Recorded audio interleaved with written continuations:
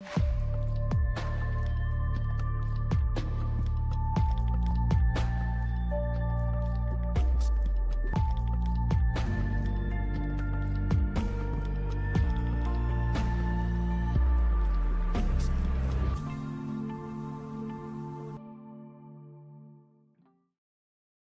Status নিয়ে তোলপাড়। মির্জা ফখরুলের বক্তব্যের প্রতিক্রিয়ায় নাহিদ বলছে যে জরুরি অবস্থা বা 111-এর সরকার আনতে চাচ্ছে বিএনপি। আসলে কি 111 আসতেছে? আওয়ামী শিবিরে উল্লাস, গর্ত থেকে বাইর হয়ে মিলিটারি কুয়ের স্বপ্ন দেখতেছে। স্বপ্ন দেখা ভালো, ওদের ড্যাডি ওই যে ওই যে ওই যে যে সোহাদের বডিগার্ডও প্রচুর স্বপ্ন দেখতো। স্বপ্ন দেখতে দেখতে তার স্বপ্ন দোষও হইতো। আল্লাহ বাঁচাইছে, তৈজসপত্র যদি জায়গা মতো পড়লো হইনি, তাহলে আরো কয়টা আজ দহা জন্মাইল হইনি। দুটাই জান কালা কালা করে দিছে। আরো কয়টা থাকলে কি হইল নি আল্লাহ জানে। আমি নিজেও কইছি যে ওয়াকার কি সিসির মতো সরকার বানাইতে চায়। তাই অনেকের মনে হইতে পারে দাদাই তো কইছিল, তাইলে হইতেছেটা কি? কয়দিন আগে না দাদা কইলেন যে 75-এর সাথে মিল আছে, ছাত্ররা কোণঠাসা হইয়া যাইতে পারে। ছাত্ররা কিঞ্চিত কোণঠাসা হয়েছে, কথা সত্য। কিন্তু আমি এটাও মনে করি ছাত্ররা রাইট স্ট্র্যাটেজি নিলে এই অবস্থা থেকে উত্তরণ সম্ভব। প্রথমে আমরা কুয়ের বা জরুরি অবস্থার সম্ভাবনার কথা নিয়ে ভাবি। তার আগে একটা জিনিস বলে নি, সেটা হইতেছে যে রাজনীতিতে প্রিএমটিভ মেজার বলে কিছু কথা আছে, মানে আগে থাকতেই একটা ব্যবস্থা নেওয়া। তো ওয়াকারকে যখন বলছি যে সিসির মতো সরকার বানাইতে চাই কিনা, ওইটা ওয়াকারকে আমি সতর্ক করছি যে এই কামটা কইরেন না, সেই কথাটাই বলছি। তার মানে এইটা না যে ওয়াকার এটা করিচ্ছে। যদি সিসির মতো সরকার বানানোর বদ মতলব থাকে তাহলে সাবধান হইয়া যান। এটাই হইতেছে ওই ভিডিওর বার্তা। আমি আগেও বলছি, আবারও বলতেছি যে 75-এর সাথে এখনকার কয়েকটা মিলের জায়গা আছে। তবে আর্মিতে একটা বড় তফাত আছে, বিশাল বড় তফাত 75-এর সাথে। 75-এ আর্মির একটা ছোট অংশ বিপ্লব করছিল, আর বিপ্লবের পরে শেখ মুজিব জয় বাংলা হইয়া যাওয়ার পরে জনগণ মাঠে নেমে আসা ওই বিপ্লবী শক্তিকে অভিষিক্ত করছিল।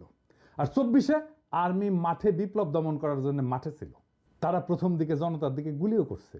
আর্মির ড্রোন আকাশে উড়ে গিয়া সেটা দিয়ে গোয়েন্দা তথ্য দিছে যে কোটি কোটি বিক্ষোভকারীরা কুটি থেকে প্রতিরোধ করিচ্ছে। আর ওই পুলিশ সেই তথ্য পেয়া আন্দোলনকারীদের বিক্ষোভকারীদের চিহ্নিত কইরা ওই জায়গায় স্নাইপার পাঠাইছে। এলাকা ব্লক রেড দিয়া কারফিউ দিয়ে আন্দোলনকারীদের আটক করেছিল না আর্মি? আমরা তো ভুলি নাই, তাই না? এই ভূমিকা রাখার পরেও আর্মির সৈনিক আর জুনিয়র অফিসাররা একটা সময় গুলি চালাইতে অস্বীকার করছে। সেটা হইতেছে 5ই আগস্ট সকালে। এই যে হাসিনার আজ্ঞাসনা থেকে শুরু কইরা গুলি চালাইতে অস্বীকার করা, এটাকেই বলে বিপ্লবী রূপান্তর। আর্মির এই সেকশন মানে জুনিয়র অফিসার আর সৈনিক লেভেলে একটা বিপ্লবী রূপান্তর ঘটিছে। এই আর্মি হাসিনার আর্মি না, এই আর্মি জনগণের আর্মি, জনতার আকাঙ্ক্ষার সাথে থাকা এক গণমানুষের বাহিনী, এক গণবাহিনী। এটা আমি আর্মিকে তেল দেওয়ার জন্য বলতেছি না। আপনারা যারা 5ই আগস্টে রাস্তায় ছিলেন তারা জানেন যে এই আর্মি জনতার পক্ষ হইয়া হাসিনার পুলিশের বিরুদ্ধে, ছাত্রলীগ যুবলীগের গুন্ডাদের বিরুদ্ধে গুলি ছুটতেছে। আর্মি হাসিনার শাসনের খুঁটির বিরুদ্ধে দাঁড়াইছে। আর্মি হাসিনার শাসন, হাসিনার ছায়া থেকে বাইর হয়ে আসছে। এটাই রূপান্তর। তার অস্ত্রের নল ঘুরে গেছে শাসকের দিকে। এইটার প্রতীকী মূল্য অপরিসীম। এই বাহিনী অন্তত এখন জনতার বিরুদ্ধে দাঁড়াবে না। তারপরেও বলা যায় না, কু করতে তো বেশি লোক লাগে না। 111-এর সময় তো কু করেছিল 10-12 জন নাকি শুনেছি। তাই আমি বলতেছি না কু হওয়ার সম্ভাবনা শূন্য, হইলেও হইতে পারে। তবে আমি চাই এটা কু হোক, তাহলে টেরাম টেরাম যুদ্ধ হবে। হ্যাঁ, কু হইলে ভালো হবে। কেন ভালো হবে আজের দেখি। এখন কোনো কু হইলে সেটা ভারতীয় মদতে হইছে বলে জনমানুষের ধারণা জন্মাবে। আর তা হইলে খালেদ মোশাররফের পরিণতি বহন করতে হবে কুয়ের নেতাদের। আর্মির ইন্ডিয়া প্রভাবিত সেনা অফিসাররা একেবারে জয় বাংলা হয়ে যাবে। শুধু তাই না, বাংলাদেশে ইন্ডিয়ান সব স্ট্যাবলিশমেন্ট জয় বাংলা হয়ে যাবে। জুলাই বিপ্লবে যা যা দুর্বলতা ছিল, যা যা অসমাপ্ত কাজ ছিল, সেইগুলো সমাপ্ত হবে। যেমন চুপ্পুনাই হয়ে যাবে। ধানমন্ডি 32 নম্বর বুলডোজার দিয়ে মাটিতে মিশিয়ে দেওয়া হবে। ইন্ডিয়ান এম্বাসি ক্লোজ করে দেওয়া হবে। ছায়ানট উদিসি বন্ধ করে দেওয়া হবে। ফ্যাসিবাদের যে দালালগুলো এখন মাথা তুলতেছে সেইগুলা বরাবর করে দেওয়া হবে। আর ভারতের আলো আর দিল্লি স্টার, ওই নিয়ে কিছু বলছি আমি? বলি নাই। হ্যাঁ হ্যাঁ, খালেদ মোশাররফের খুব 3 দিন টিকেছিল। এই খুব 3 ঘন্টা টিকবে কিনা সন্দেহ আছে।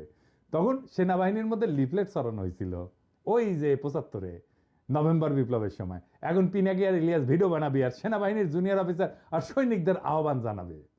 দুই না পাল্টাইছে। বাংলাদেশের মানুষ রক্ত দিয়া বিজয় ছিনায় আনছে, সেই মানুষ ঘরে ফিরে গেছে সত্য, কিন্তু জুলাই বিপ্লবের ক্ষত সারে নাই।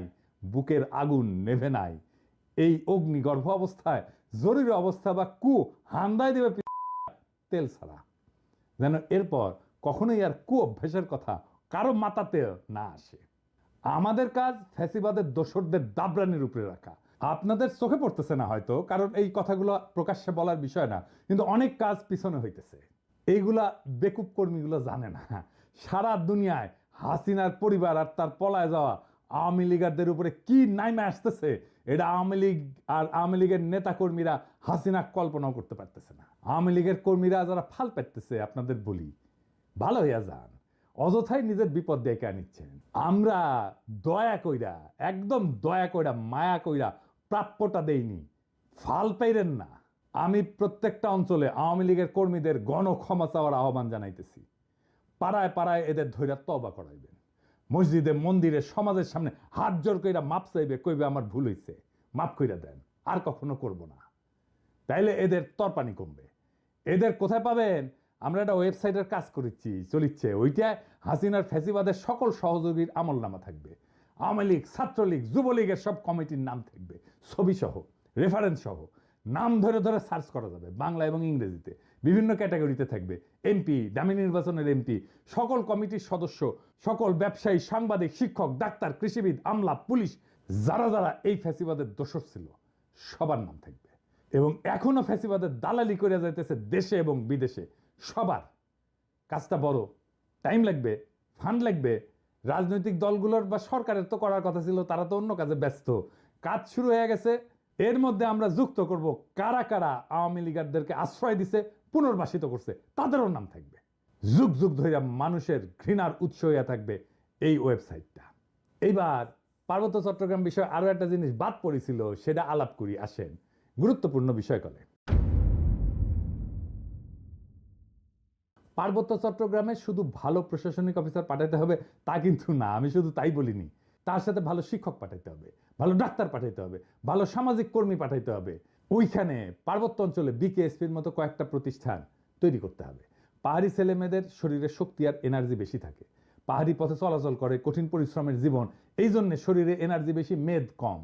এছাড়া এরা সব অর্গানিক খাবার খায়, কিন্তু ভালো খাবার খায়, বিশুদ্ধ খাবার খায়, শরীরে আরো আলাদা এনার্জি থাকার পিছনে এটাও একটা কারণ। তাই দেখবেন অনেক খেলোয়াড় বের হয় ওদের মধ্যে থেকে। আপনি বিকেএসপি করেন কয়েকটা, আমি বাজি ধরতে রাজি আছি ওদের অনেকেই অলিম্পিকে মেডেল জিতবে 10 বছরের মধ্যে। পাহাড়ি তরুণ যুবকেরা খেলায় যুক্ত হবে ব্যাপকভাবে, উৎসাহ নিয়ে। তারা যদি অলিম্পিকে মেডেল জেতে, যাই জিতুক, সোনা রূপা ব্রোঞ্জ যেটাই জিতুক, সেটাই তো প্রথম হবে বাংলাদেশে, তাই না? ওই পাহাড়ের ছেলে মেয়েকে সমতলের মানুষ মাথায় তুইলা নাচবে। আপনার কোনো পরিশ্রম নাই, বুঝানোর দরকার নাই, সেমিনার সিম্পোজিয়াম করে মাথায় টাক ফেলায় দেওয়ার দরকার নাই। খেলাই হয়ে উঠতে পারে পাহাড়ি আর সমতলের ঐক্যের প্রতীক। বিশাল কাজ হয়ে যাবে। আরে ভাই, রাজনীতি তো আছে, কিন্তু আপনার আগ্রহ, উৎসাহ, মোটিভেশনের একটা জায়গা লাগবে তো, যেটা নিয়ে আপনি আনন্দিত হবেন, যেটা নিয়ে আপনি আপনার জীবনের সমস্ত দুঃখ কষ্ট ভুলে যাবেন। আপনার দুঃখ কষ্ট ভুলে ফেলার প্রতীক হয়ে উঠবে ওই পাহাড়ের ছেলেটা যে অলিম্পিকে একটা মেডেল নিয়ে আসছে। খেলাধুলার মাধ্যমে ওদেরকে যদি সংযুক্ত করা যায়, সারা দেশব্যাপী একটা যোগসূত্র তৈরি হবে পাহাড়ি এবং সমতলীদের মধ্যে। আমার পাঠক দর্শকদের বলি, আমার ক্ষুদ্র ভ্রাতারা স্লোগান দেয়, 7 সিস্টার থাকবে না রে। ভাসানির রেফারেন্সে বলে আসাম আমার, 7 সিস্টার্স আমার। এই 7 সিস্টার কেন ভারত রাখতে পারতেছে না? পারতেছে না কারণ এই জাতিগোষ্ঠীর সাথে ন্যায্য আচরণ করতেছে না। এই অঞ্চলে 7 সিস্টার্স, রাখাইন আর আমাদের পার্বত্য চট্টগ্রাম মিলা যে জনজাতি উত্থিত হবে, বাংলাদেশকে যদি তার নেতা হয়ে উঠতে হয়, তাহলে আমাদের পার্বত্য চট্টগ্রামের পরীক্ষায় উত্তীর্ণ হতে হবে।